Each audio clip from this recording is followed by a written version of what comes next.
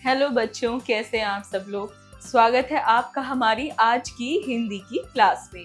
तो आज हम पढ़ेंगे पाठ्य पुस्तक 8 का अध्याय 9 कृतयुगी विनोबा जीवनी करते हैं अध्ययन से पूर्व। तो बच्चों, जैसा कि आप इस पिक्चर में देख रहे हैं, एक बच्चा है, एक माँ है और वो आपस में बातें कर रहे हैं। चलो देखते हैं वो क्या कह रहे हैं। माँ, ये महान लोग कौन होते हैं? तो माँ कहती है, बेटा, सुकर्म और सुमार्ग का अनुसरण करने वाले व्यक्ति ही महान होते हैं। तो बच्चों, उसकी माँ जो है वो जवाब देती है कि बेटा, अच्छे कर्म और अच्छी राह, सच्ची राह पे चलने वाले लोग ही महान होते हैं। जीवनी का मूल तत्व, अपने जीवन को मानवीय हितों के लिए समर्पित कर देना चाहिए।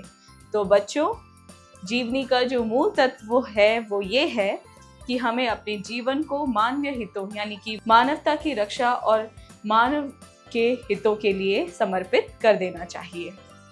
तुम्हारे लिए कौन सा विशेषण काम में लाऊं? मुझे नहीं सूझता।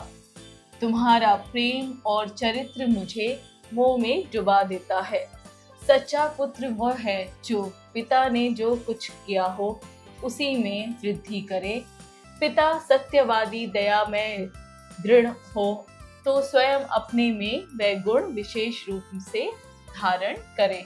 तो बच्चे, इसमें कहा जा रहा है कि सच्चा पुत्र वो है जो पिता के किए हुए कामों को वृद्धि करे, उसी में वृद्धि लाए, और यदि पिता सत्यवादी हो, दयामय हो, जो भी उनके गुण होते हैं वो स्वयं में भी धारण करे, वो उन्हें अपनाए। ये तुमने किया है ऐसा दिखता है। तुमने ये मेरे प्रयत्नों से किया है ऐसा मुझे नहीं मालूम होता।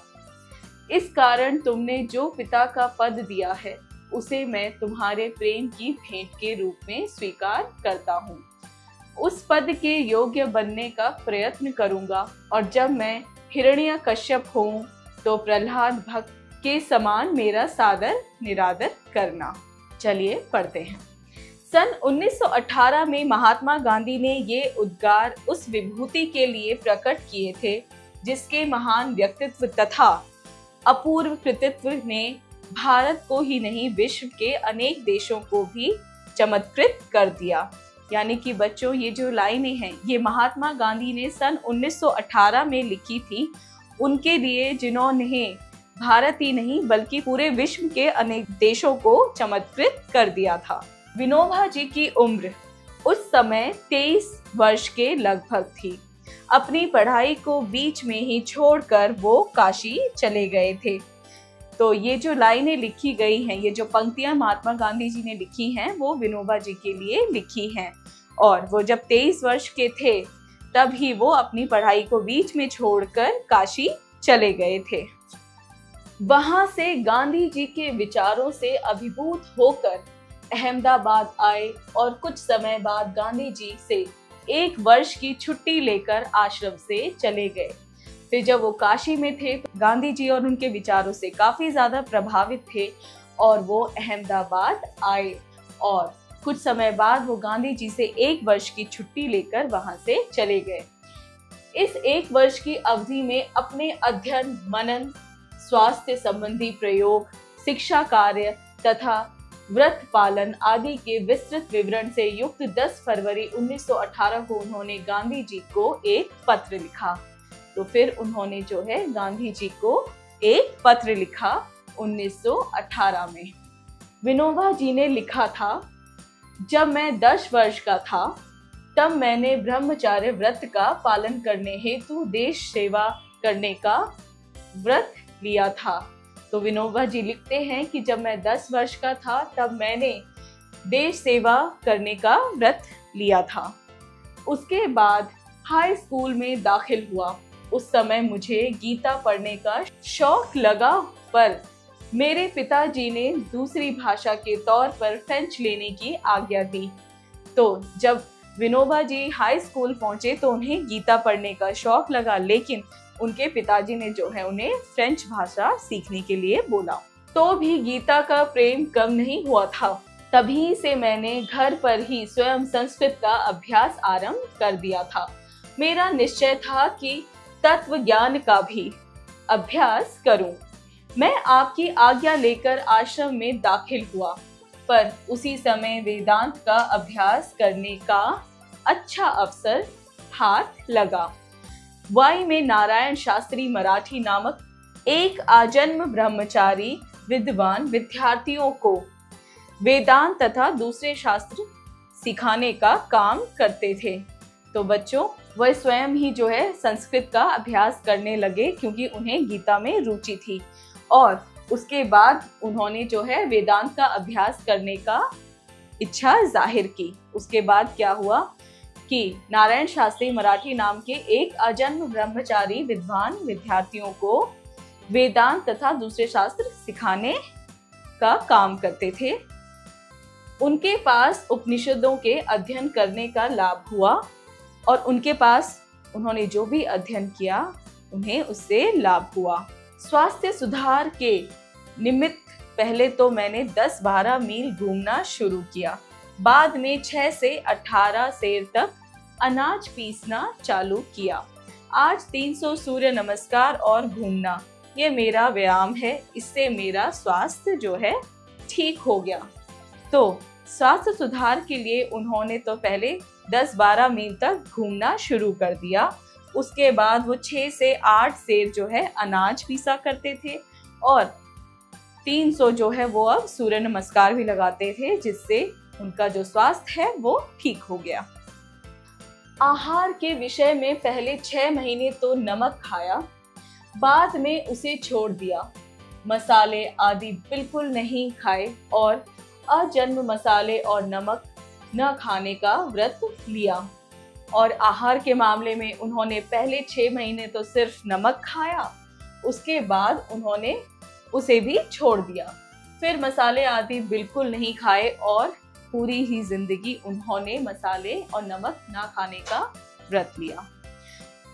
दूध शुरू किया। बहुत प्रयोग करने के बाद ये सिद्ध हुआ कि दूध बिना बराबर चल नहीं सकता। फिर भी इसे छोड़ा जा सके तो छोड़ देने की मेरी इच्छा है। 1 महीना केवल केले, दूध और नींबू पर बिताया। इससे ताकत आ गई और उन्होंने जो है 1 महीना सिर्फ केवल केले, दूध और नींबू पर बिताया, जिससे उनके शरीर में जो है ताकत आ गई। इस प्रकार छोटी सी अवस्था से ही विनोबा जी की कठोर साधना आरंभ हो गई थी और इसी तरीके से उनके छोटे से उम्र में ही जो है उनकी कठोर साधना आरंभ हो चुकी थी, जो अंत तक अखंड गति से चली और वो उनके अंत तक भी अखंड गति से यानी कि बिना रुके चली। वस्तुतः आरंभ से ही उनकी दृष्टि अंतर्मुखी थी। इसी से उन्हें दुनिया के आडंबर में कभी रस नहीं आया। यानी कि उनकी जो दृष्टि थी पहले से ही अंतर्मुखी थी और वो दुनिया के आडंबर में जो है फंसे नहीं, यानी कि दुनिया में के जितने भी लोभ और लालच हैं उन सभी चीजों में वो फंसे नहीं। कॉलेज में पहुंचते पहुंचते उन्हें वर्तमान शिक्षा प्रणाली की निरर्थकता दिखाई दे गई। झट पढ़ाई छोड़ दी और स्कूली पढ़ाई का मोह मन से सदा के लिए निकाल दिया। उन्होंने जो है देखा कि जब वो कॉलेज में पहुंचे तो वर्तमान में जो पढ़ाई चल रही थी उन्हें वो निरर्थक लगी, यानी कि उसका कोई अर्थ नहीं लगा उन्हें। जीवन के सफर में उन्हें उसका कोई मोल नजर नहीं आया और उन्होंने जो है स्कूली पढ़ाई का मोह अपने मन से निकाल दिया। मार्गदर्शक की खोज की। गांधी जी मिल गए। उनके निकट जाकर एकांत साधना में लीन हो गए। पिता अत्यंत निष्परिह व्यक्ति थे। उनसे विरासत में वैराग्य की भावना मिली। माँ ईश्वर भक्त, दयालु तथा करुणामयी थी। उनसे ये गुण लिए। फिर क्या है, वे मार्गदर्शक की खोज में निकल गए जहाँ वो गांधी जी से मिले और उनके निकट जाकर वे एकांत साधना में लीन हो गए। उनके जो पिताजी थे वो बहुत ही निष्परिह व्यक्ति थे। उनसे विरासत में उन्हें वैराग्य की भावना मिली थी और माँ जो है ईश्वर भक्ति, दयालु थी। विनोबा जी का जन्म 11 सितंबर 1895 में महाराष्ट्र के गागोदा नामक ग्राम में हुआ था। तो विनोबा जी का जन्म हुआ था 11 सितंबर 1895 में महाराष्ट्र में गागोदा नामक गांव में। उनकी प्रारंभिक शिक्षा बड़ौदा में हुई। वहीं से उन्होंने सन 1913 में हाई स्कूल की परीक्षा पास की। वह मेधावी छात्र थे। गणित उनका प्रिय विषय था। मराठी में कई बार 100 में से 99 अंक प्राप्त किए थे। तो बच्चों, उन्होंने वहीं से जो है सन 1913 में हाई स्कूल की परीक्षा पास की। जो गणित था उनका प्रिय विषय था और साथ ही में मराठी में कई बार उन्होंने 100 में से 99 अंक भी प्राप्त किए। इंटर की परीक्षा देने मुंबई जा रहे थे कि देशभक्ति और वैराग्य की भावना ने उनका मुंह दूसरी ओर मोड़ दिया। वह काशी गए। उन्हीं दिनों हिंदू विश्वविद्यालय के उद्घाटन समारोह के अवसर पर गांधी जी वहां आए। जैसा मैं जानता हूँ, थोड़े पत्र व्यवहार के उपरांत वे गांधी जी के निकट पहुंच गए। तो बच्चों, वो इंटर की जो है परीक्षा देने वाले थे, लेकिन उसी वक्त जो है उनका स्कूली पढ़ाई से मोह उठ गया और वे काशी गए, जहाँ की उस समय हिंदू विश्वविद्यालय के उद्घाटनों का समारोह चल रहा था और उसी अवसर पर उन्हें गांधी जी से मिलने का भी मौका मिला। साबरमती, वृद्धा, नालवाड़ी तथा परमधाम में उन्होंने जो प्रयोग किए उनकी विस्तार से चर्चा करना असंभव है। अपने मौलिक चिंतन से उन्होंने कताई, सफाई तथा बुनियादी शिक्षा में असामान्य क्रांति की। तो बच्चों, उन्होंने जो प्रयोग किए साबरमती, नालवाड़ी, वृद्धा और परमधाम में, उनकी जो है चर्चा करना भी असंभव है। उन्होंने इतने सारे जो है प्रयोग किए। उनकी कताई की योग्यता के विषय में गांधी जी का कहना था कि इसमें विनोबा जी इतने निष्पात हो गए हैं कि बहुत ही कम लोग उनकी तुलना में रखे जा सकते हैं।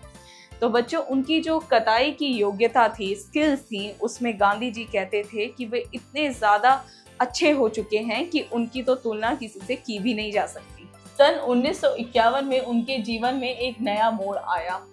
सर्वोदय सम्मेलन में भाग लेने के लिए उन्होंने वृद्धा से शिवरामपल्ली, हैदराबाद की पैदल यात्रा की। यानी कि 1951 में उन्होंने जो है वृद्धा से शिवरामपल्ली, हैदराबाद की पैदल यात्रा की। यानी कि वो पैदल चल के गए। वहां से कुछ साथियों के अनुरोध पर वह तेलंगाना क्षेत्र गए, जहां साम्यवादियों की हिंसात्मक प्रवृत्तियों के कारण भारी आतंक छाया हुआ था। तो जब वो तेलंगाना गए तो वहां पे क्या था? वहां पे आतंक छाया हुआ था। 10 अप्रैल को नलगुंडा जिले के पोचमपल्ली गांव में रुके। वहां की 3000 आबादी में से 2000 व्यक्ति भूमिहीन थे। कुछ हरिजन आकर विनोबा जी से मिले और उन्होंने अपने हाथ से खेती करने के लिए 80 एकड़ भूमि की मांग की। विनोबा जी ने प्रार्थना सभा में यह मांग वहां उपस्थित लोगों के सामने रखी।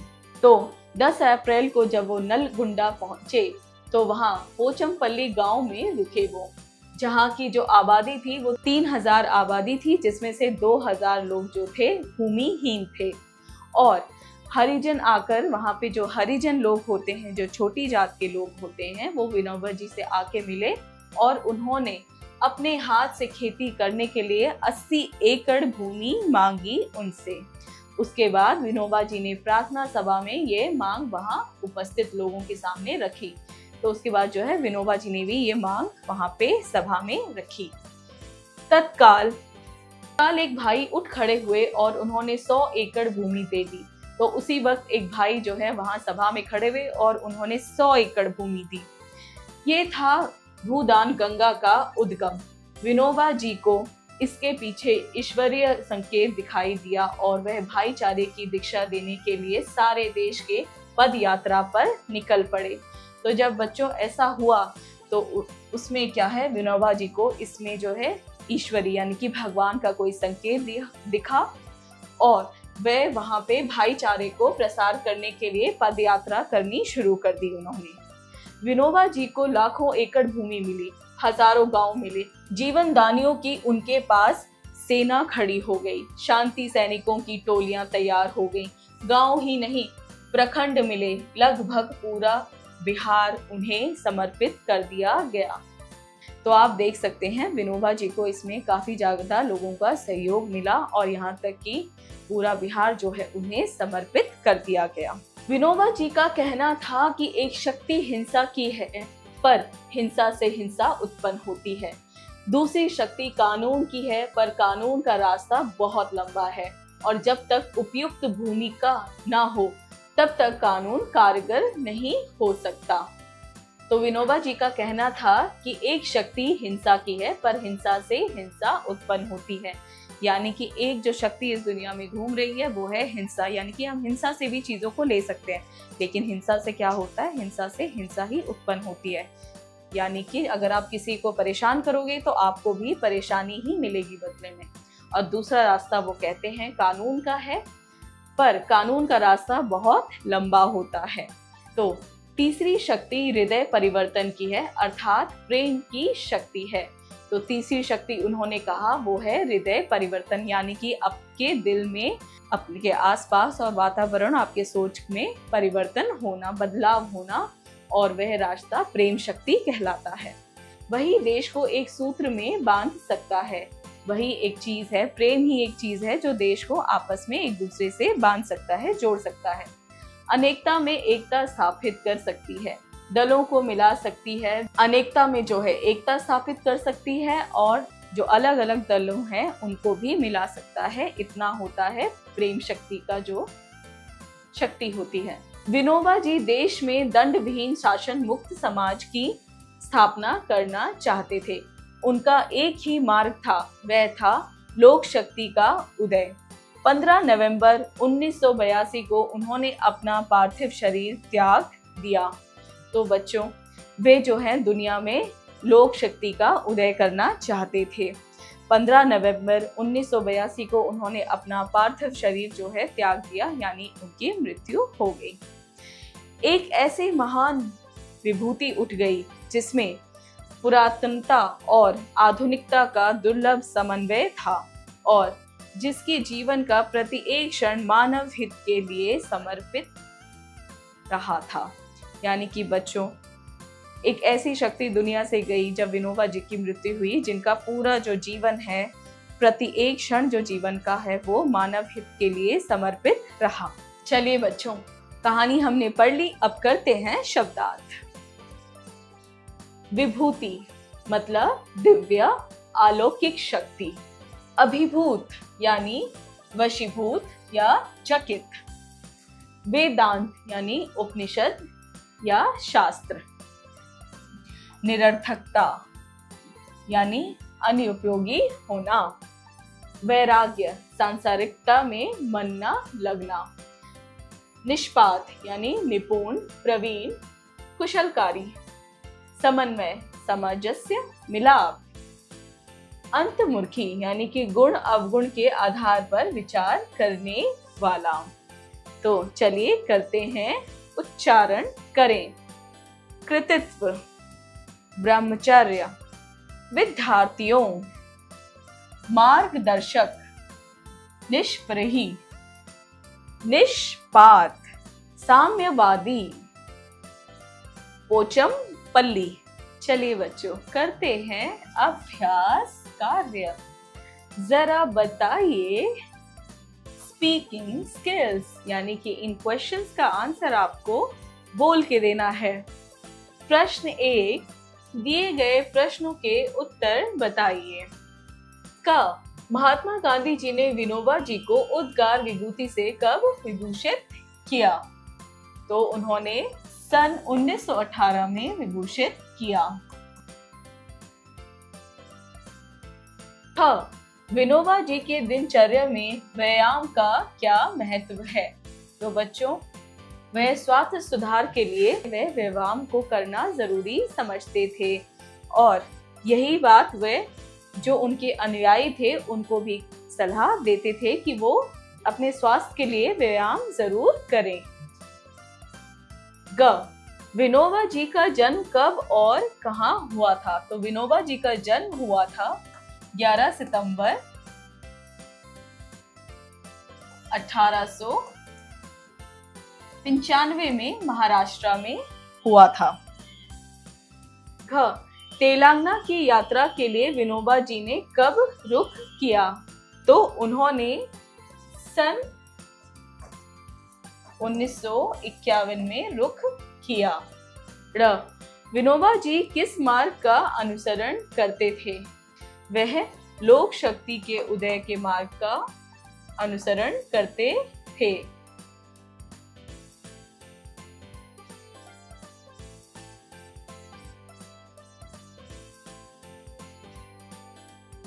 उदय का अनुसरण करते थे। जरा लिखिए राइटिंग स्किल्स, यानी कि इन प्रश्नों के उत्तर आपको लिखकर देने हैं। प्रश्न 2, दिए गए प्रश्नों के उत्तर लिखिए। क, विनोबा जी की रुचि किस प्रकार की पुस्तकों में थी? तो उनकी रुचि आध्यात्मिक पुस्तकों में थी।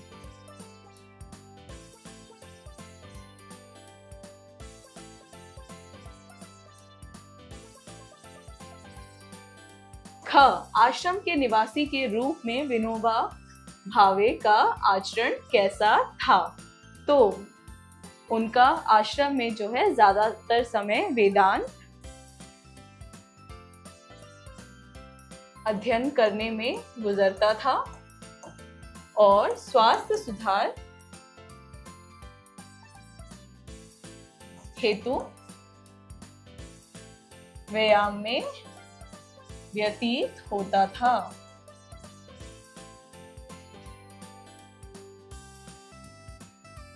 ग, भूदान यज्ञ का शुभ आरंभ विनोबा भावे जी ने कैसे किया? 10 अप्रैल 1951 को विनोबा जी को तमिलनाडु में स्थित एक गांव पोचमपल्ली में जो है पहला भूदान मिला और वहीं से उनका भूदान आंदोलन शुरू हो गया। चलिए करते हैं। घ, देश की एकता व अखंडता के लिए विनोबा जी ने क्या सूत्र दिया? देश की एकता व अखंडता के लिए विनोबा जी ने हृदय परिवर्तन और प्रेम शक्ति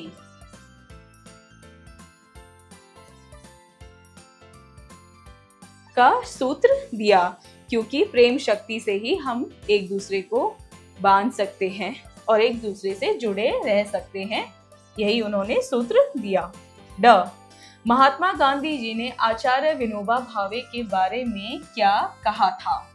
तो बच्चों, महात्मा गांधी जी जो है वो आचार्य विनोबा भावे को एक सच्चा स्वतंत्रता सेनानी मानते थे, समाज सुधारक मानते थे और उन्हें बहुत ही अच्छा अद्भुत दार्शनिक भी समझते थे। चलिए करते हैं अगला प्रश्न। प्रश्न 3, दिए गए वाक्यों में रिक्त स्थानों की पूर्ति कीजिए। हमें रिक्त स्थान भरने हैं। विनोबा जी ने डैश व्रत का पालन करते हुए देश सेवा करने का व्रत लिया। इसमें आएगा ब्रह्मचर्य।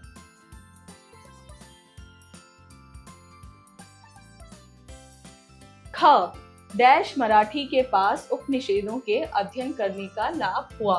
तो यहाँ पे आएगा नारायण शास्त्री।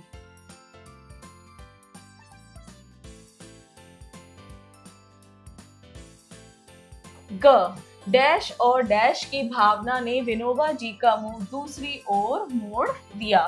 तो यहाँ पे आएगा देशभक्ति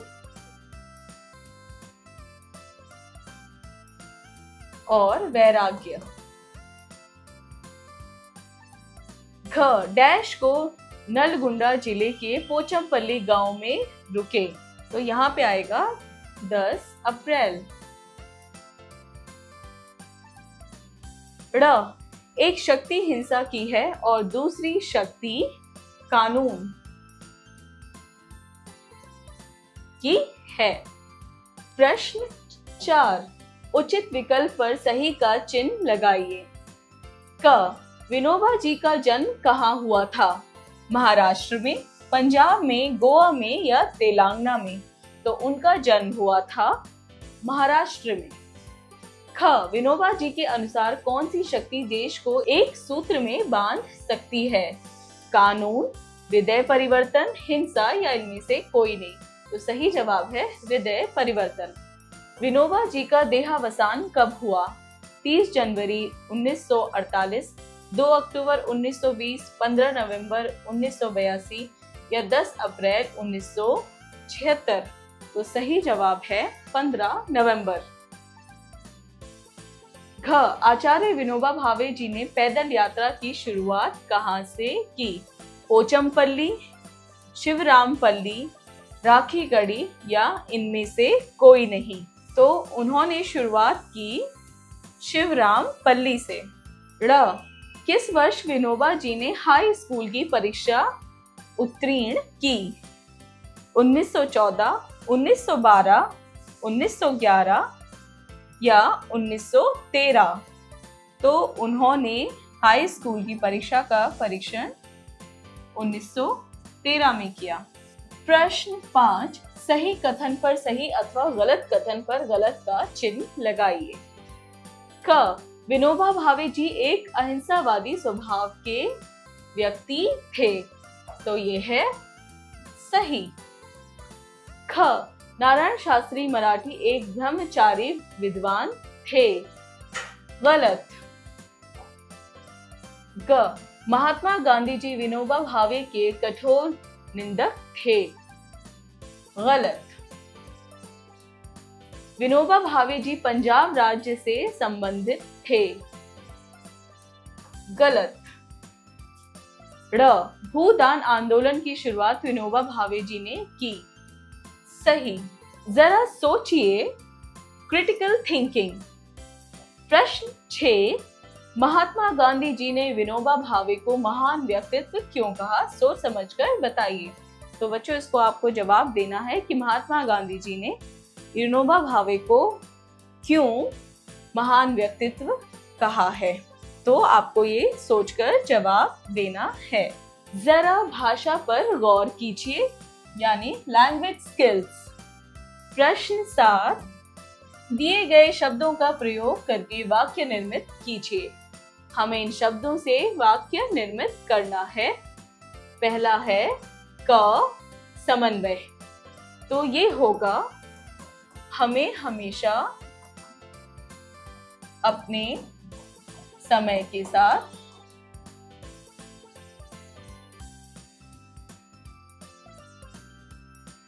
समन्वय स्थापित करना चाहिए।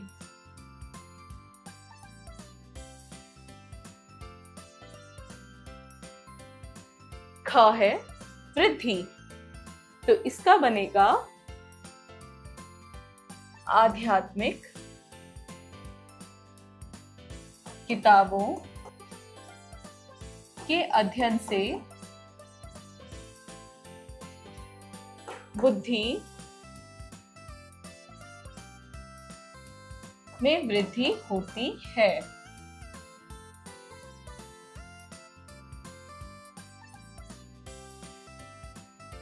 चलिए करते हैं अगला, निष्प्रही। तो इसका बनेगा, सब जीवों को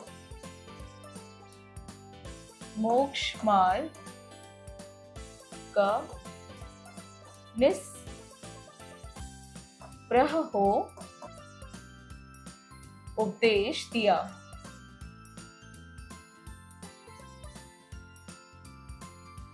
घ, निष्पात। तो इसका होगा, उसने अपने समय का निष्पात नहीं किया। ड़ा है विस्तृत। तो इसका बनेगा, प्रस्तुत पाठ में विनोबा जी के चरित्र का विस्तृत वर्णन किया है। प्रश्न 8, दिए गए वाक्यों में सर्वनाम शब्दों को रेखांकित करके उनके भेदों को लिखिए। क, तुम्हारे लिए कौन सा विशेषण काम में लाऊं? मुझे नहीं सूझता। तो इसमें है कौन सा और मुझे। तो कौन सा है हमारा प्रश्नवाचक,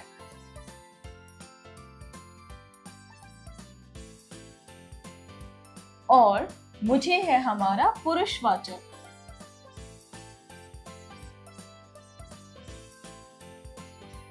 चलिए करते हैं अगला। ख, वह एक महान व्यक्तित्व के स्वामी थे। तो इसमें आएगा, यहाँ पे होगा वह और ये होगा हमारा निश्चयवाचक।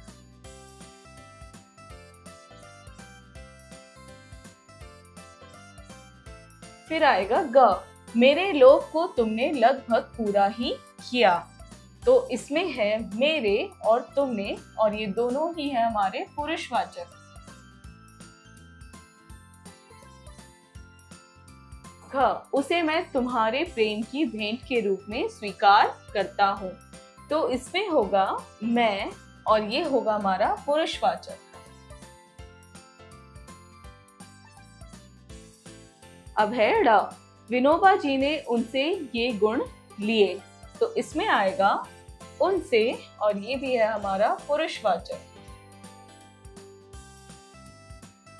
प्रश्न 9, दिए गए शब्दों में से उपसर्ग तथा मूल शब्दों को अलग करके लिखिए। तो ये यहाँ हमें उपसर्ग और मूल शब्द लिखने हैं।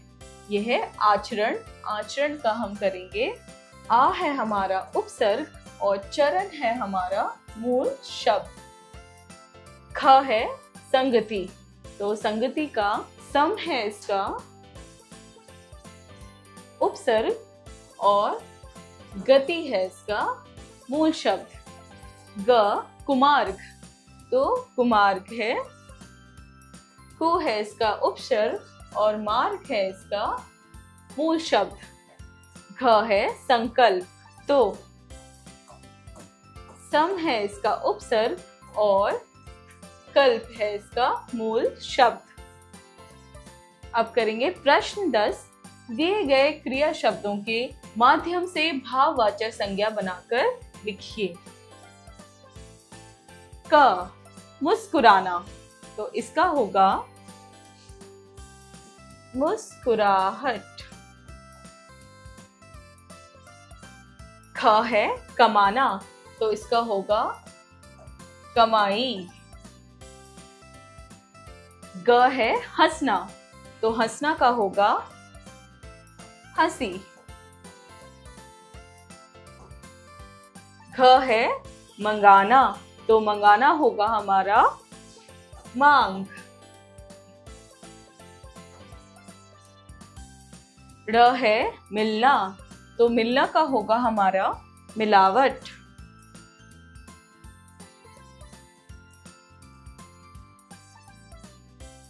च है बचना। तो बचना होगा हमारा बचाना। चलिए करते हैं, जरा रचनात्मक कार्य कीजिए, यानी क्रिएटिव स्किल्स। प्रश्न 11, भारत की स्वतंत्रता में विनोबा भावे जी का क्या योगदान था? लिखिए। विनोबा जी का भारत की स्वतंत्रता में क्या योगदान रहा बच्चों, ये आपको लिखना है। प्रश्न 12, विनोबा भावे जी की छवि एक अहिंसावादी व्यक्तित्व की थी। इस विषय के बारे में कक्षा में चर्चा करें। विनोबा भावे जो थे वो अहिंसावादी थे, यानी कि उन्हें हिंसा नहीं पसंद थी। तो इसी बारे में आपको इसी विषय में चर्चा करनी है। चलिए करते हैं, जरा दिमाग लगाइए, यानी ब्रेनस्टॉर्मिंग एक्टिविटी। प्रश्न 13, विनोबा भावे जी के द्वारा किए गए भूदान आंदोलन से जुड़े कुछ तथ्य बताइए। यानी उन्होंने जो भूदान आंदोलन शुरू किया था उसके बारे में हमें यहाँ पे कुछ बातें लिखनी है। प्रश्न 14, महात्मा गांधी जी से जुड़े कुछ तथ्य बताइए। तो बच्चों, महात्मा गांधी जी के बारे में हम बचपन से सुनते हैं, हमें उनके बारे में कुछ तथ्य उनके बारे में यहाँ लिखने हैं। जीवन कौशल एवं मूल्यपरक प्रश्न, life skills and value based question. प्रश्न 15, मानव सेवा ही माधव सेवा है। आप इस वाक्य की किस प्रकार अनुसरण करना चाहेंगे? मानव सेवा ही माधव सेवा है, यानी कि इंसान का इंसान की सेवा करना, यानी कि एक दूसरे की सेवा करना ही माधव सेवा है, भगवान की सेवा करना है। तो आप इस बात को कितना मानते हैं, ये बात आपको इस उत्तर में लिखनी है। ठीक है बच्चों, तो इसी के साथ आपका ये पाठ हुआ पूरा। मिलते हैं अगली क्लास में, तब तक के लिए बाय बाय।